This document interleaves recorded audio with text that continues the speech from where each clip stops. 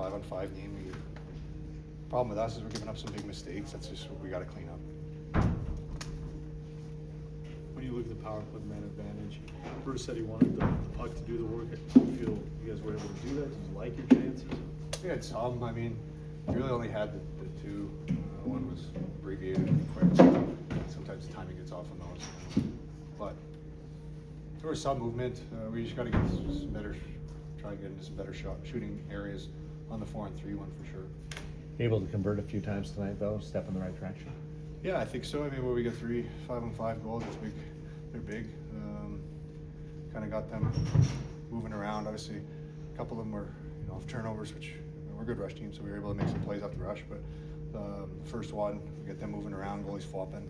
That's kind of what we want. We got to be getting those first, second, third chances with get them out of position. How about your own personal game tonight? How did you feel?